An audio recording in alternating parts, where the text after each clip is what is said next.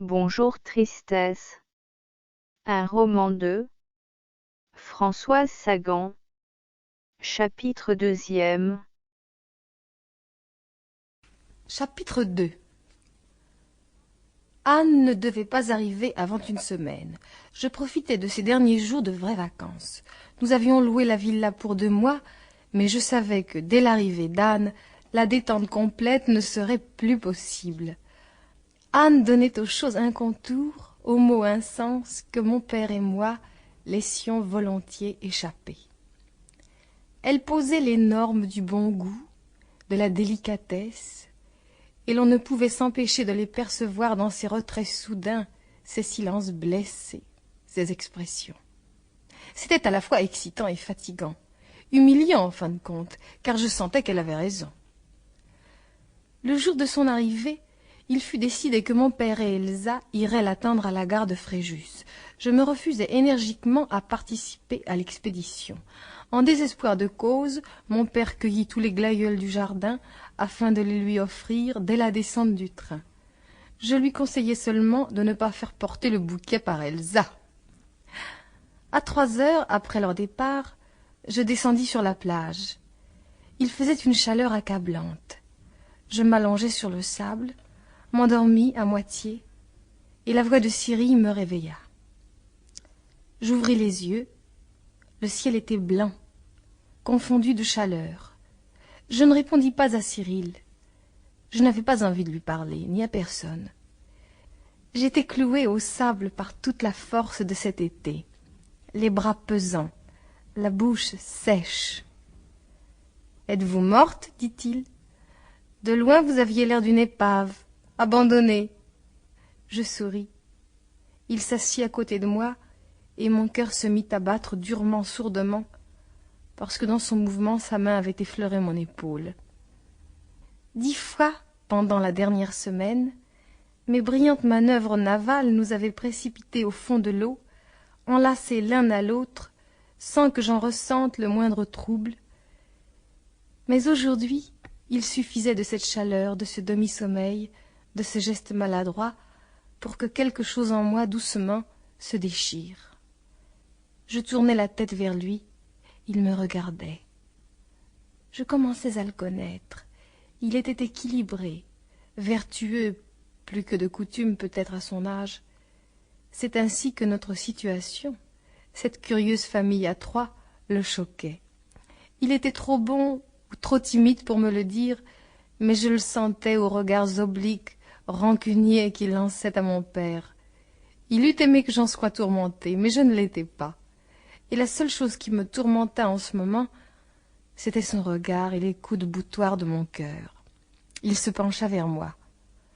Je revis les derniers jours de cette semaine, ma confiance, ma tranquillité auprès de lui, et je regrettais l'approche de cette bouche longue et un peu lourde. Cyril, dis-je, nous étions si heureux. Il m'embrassa doucement. Je regardai le ciel, puis je ne vis plus que des lumières rouges éclatant sous mes paupières serrées. La chaleur, l'étourdissement, le goût des premiers baisers, les soupirs passaient en longues minutes. Un coup de klaxon nous sépara comme des voleurs. Je quittai Cyril, sans un mot, et remontai vers la maison. Ce prompt retour m'étonnait. Le train d'Anne ne devait pas encore être arrivé. Je la trouvai néanmoins sur la terrasse comme elle descendait de sa propre voiture. « C'est la maison de la belle au bois dormant, dit-elle. Que vous avez bronzé, Cécile, ça me fait plaisir de vous voir. »« Moi aussi, dis-je. Mais vous arrivez de Paris ? J'ai préféré venir en voiture.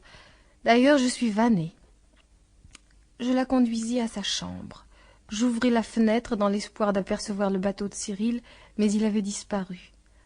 Anne s'était assise sur le lit. Je remarquai les petites ombres autour de ses yeux. « Cette villa est ravissante, soupira-t-elle. Où est le maître de maison ?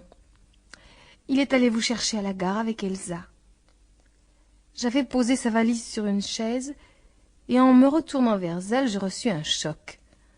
Son visage s'était brusquement défait, la bouche tremblante. « Elsa Mackenbourg ? Il a amené Elsa Mackenbourg ici ? Je ne trouvais rien à répondre. Je la regardais stupéfaite. Ce visage que j'avais toujours vu si calme, si maître de lui, ainsi livré à tous mes étonnements.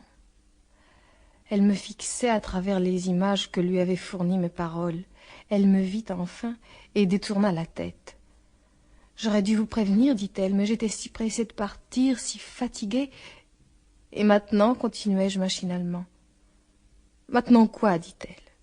Son regard était interrogateur, méprisant. Il ne s'était rien passé. Maintenant, vous êtes arrivé, dis-je bêtement en me frottant les mains. Je suis très contente que vous soyez là, vous savez. Je vous attends en bas. Si vous voulez boire quelque chose, le bar est parfait. Je sortis en bafouillant et descendis l'escalier dans une grande confusion de pensées. Pourquoi ce visage, cette voix troublée, cette défaillance? Je m'assis dans une chaise longue, je fermai les yeux. Je cherchais à me rappeler tous les visages durs, rassurants d'Anne, l'ironie, l'aisance, l'autorité. La découverte de ce visage vulnérable m'émouvait et m'irritait à la fois. Aimait-elle mon père? Était-il possible qu'elle l'aimât?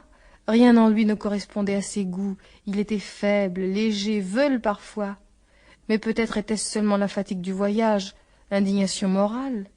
Je passai 1 heure à faire des hypothèses. À 5 heures, mon père arriva avec Elsa. Je le regardais descendre de voiture. J'essayais de savoir si Anne pouvait l'aimer. Il marchait vers moi, la tête un peu en arrière, rapidement. Il souriait. Je pensais qu'il était très possible qu'Anne l'aimât, que n'importe qui l'aimât.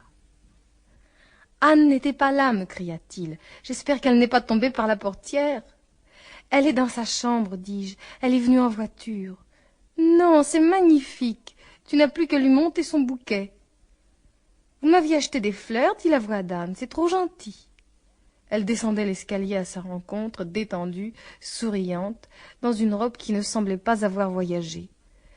Je pensais tristement qu'elle n'était descendue qu'en entendant la voiture et qu'elle aurait pu le faire un peu plus tôt pour me parler, ne fût-ce que de mon examen, que j'avais d'ailleurs manqué.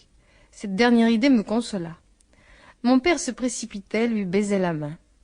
J'ai passé 1/4 d'heure sur le quai de la gare avec ce bouquet de fleurs au bout du bras et un sourire stupide aux lèvres. Dieu merci, vous êtes là. Connaissez-vous Elsa Mackenbough? Je détournai les yeux. Nous avons dû nous rencontrer, dit Anne, tout aimable. J'ai une chambre magnifique. Vous êtes trop gentil de m'avoir invité, Raymond. J'étais très fatiguée. Mon père s'ébrouait. À ses yeux, tout allait bien. Il faisait des phrases, débouchait des bouteilles. Mais je revoyais tour à tour le visage passionné de Cyrille, celui d'Anne, ces 2 visages marqués de violence, et je me demandais si les vacances seraient aussi simples que le déclarait mon père. Ce premier dîner fut très gai. Mon père et Anne parlaient de leurs relations communes, qui étaient rares, mais hautes en couleur. Je m'amusais beaucoup jusqu'au moment où Anne déclara que l'associé de mon père était microcéphale. C'était un homme qui buvait beaucoup, mais qui était gentil, et avec lequel nous avions fait, mon père et moi, des dîners mémorables. Je protestais. « Lombard est drôle, Anne. Je l'ai vu très amusant. Vous avouerez qu'il est quand même insuffisant, et même son humour. Il n'a peut-être pas une forme d'intelligence courante, mais... » Elle me coupa d'un air indulgent. « Ce que vous appelez les formes de l'intelligence n'en sont que les âges. » Le côté lapidaire, définitif de sa formule m'enchanta. Certaines phrases dégagent pour moi un climat intellectuel, subtil, qui me subjugue, même si je ne les pénètre pas absolument. Celle-là me donna envie de posséder un petit carnet et un crayon. Je le dis à Anne.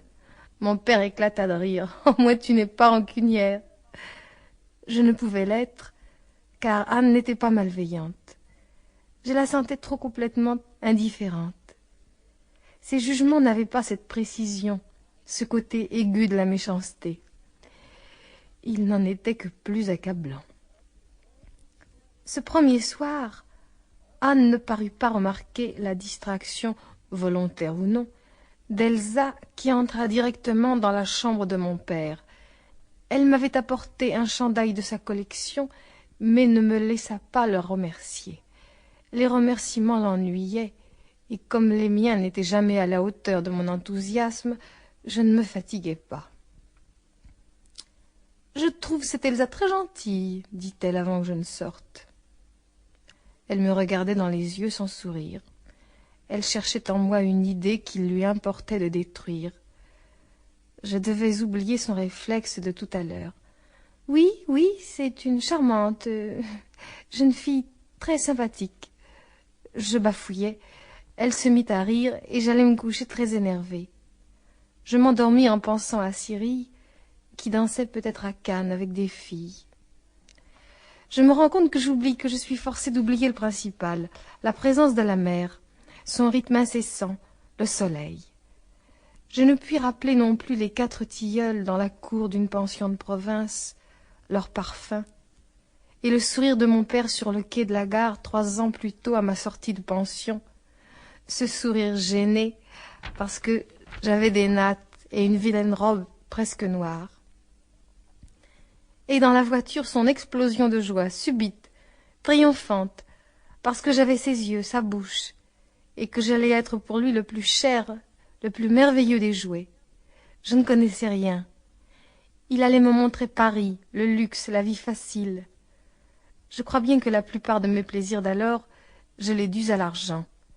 Le plaisir d'aller vite en voiture, d'avoir une robe neuve, d'acheter des disques, des livres, des fleurs. Je n'ai pas honte encore de ces plaisirs faciles. Je ne puis d'ailleurs les appeler faciles que parce que j'ai entendu dire qu'ils l'étaient. Je regretterais, je renierais plus facilement mes chagrins ou mes crises mystiques. Le goût du plaisir, du bonheur représente le seul côté cohérent de mon caractère. Peut-être n'ai-je pas assez lu. En pension, on ne lit pas sinon des œuvres édifiantes. À Paris, je n'eus pas le temps de lire. En sortant de mes cours, des amis m'entraînaient dans des cinémas. Je ne connaissais pas le nom des acteurs, cela les étonnait, ou à des terrasses de café au soleil. Je savourais le plaisir d'être mêlé à la foule, celui de boire, d'être avec quelqu'un qui vous regarde dans les yeux, vous prend la main et vous emmène ensuite loin de la même foule. Nous marchions dans les rues jusqu'à la maison. Là, il m'attirait sous une porte et m'embrassait. Je découvrais le plaisir des baisers. Je ne mets pas de nom à ces souvenirs, Jean, Hubert, Jacques, des noms communs à toutes les petites jeunes filles. Le soir, je vieillissais. Nous sortions avec mon père dans des soirées où je n'avais que faire. Soirées assez mélangées où je m'amusais, et où j'amusais aussi par mon âge. Quand nous rentrions, mon père me déposait, et le plus souvent allait reconduire une amie. Je ne l'entendais pas rentrer.